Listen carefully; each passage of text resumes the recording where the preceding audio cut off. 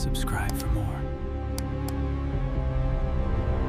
I never imagined betrayal would arrive quietly, disguised as routine. My name is Callum Reeves. I'm 39, married 12 years to Hannah, and until recently I believed stability was the same as happiness.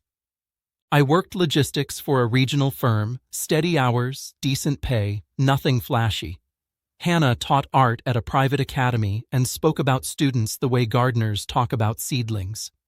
We had a comfortable life, a townhouse in Surrey, dinners at predictable times, weekends that blended together. I told myself this was adulthood. I told myself love matures into something calmer. I didn't know calm could also be empty. The first sign wasn't lipstick or late nights. It was distance. Hannah stopped asking how my day went. She smiled without meeting my eyes. Her phone became an extension of her hand, face down on the table, always within reach. When I leaned in to kiss her, she accepted it like a courtesy, not a want. I noticed, then dismissed it. People go through seasons, I thought. I doubled down on being dependable. I cooked more, listened more, complained less. I assumed effort would be met with effort. Months passed. The house felt quieter even when the television was on. Intimacy thinned into obligation and then disappeared altogether. When I asked gently if something was wrong, Hannah said she was tired, overwhelmed, not herself lately. I believed her because believing her was easier than facing the alternative. Trust is a powerful sedative. It keeps you asleep when you should be alert. The truth arrived on a Tuesday afternoon through a message meant for someone else. Hannah left her tablet at home. A notification flashed across the screen, a name I didn't recognize, a line that didn't need context. I stood there longer than I should have, reading it again, hoping the words would rearrange themselves into something harmless. They didn't. I didn't confront her that night. I needed facts, not emotions. I learned his name quickly. Oliver Marchant. Married, finance consultant. Lives 20 minutes away. Patterns emerged once I started looking. Late classes, weekend workshops. A life constructed from believable lies. I felt stupid, then angry, then strangely calm. When I finally asked her, she didn't deny it. She cried, said it just happened, said she never meant to hurt me, said she was confused. Confusion is a word people use when they don't want to accept responsibility. I moved into the guest room. We spoke like colleagues closing a project.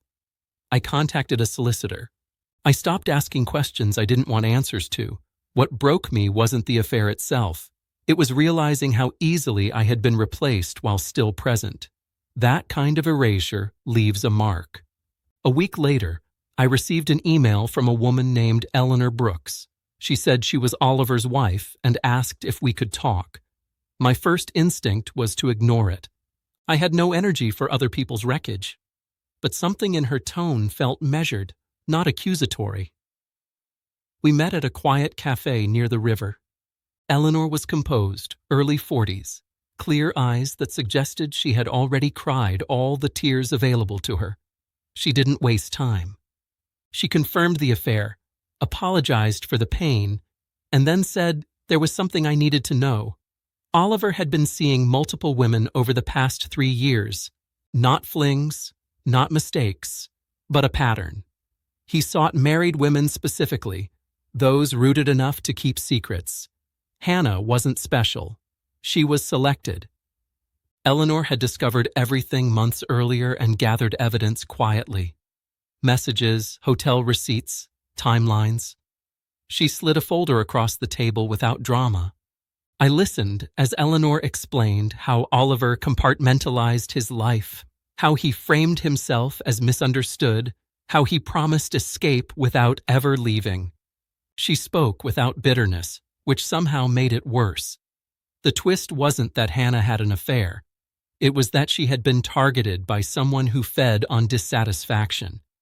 And she had stepped into it willingly. That knowledge didn't excuse her choices, but it changed the shape of my anger. I saw how narratives are sold, I thanked Eleanor and left with a clarity I hadn't felt in months.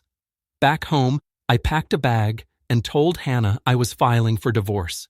She protested, said she'd end it. She said we could rebuild. I told her rebuilding requires a foundation, and ours had been quietly removed. The weeks that followed were sober and procedural. Papers filed, accounts separated. Friends chose sides or stayed silent. I learned which relationships were real. I learned the sound of my own thoughts again. Hannah moved out.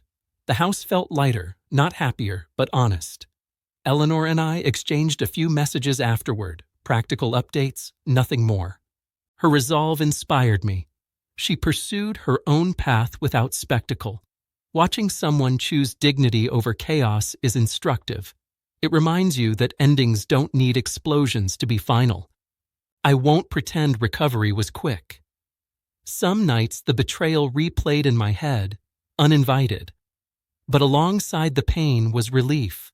I was no longer negotiating for scraps of affection. I wasn't questioning my worth based on someone else's attention span. The affair broke me open, but the truth put me back together differently. People ask if I'm bitter. I'm not. Bitterness implies attachment. I feel detached, grounded, aware. Love should feel mutual, not rationed. Loyalty should be ordinary, not heroic. I didn't lose my marriage to a single choice. I lost it to a series of quiet decisions that went unchallenged for too long. What Eleanor revealed wasn't just a twist in a story. It was a warning about the stories we tell ourselves to justify staying small. I'm learning to listen sooner, to trust patterns over promises. I'm learning that peace isn't found in endurance. Sometimes it's found the moment you stop pretending silence is acceptable.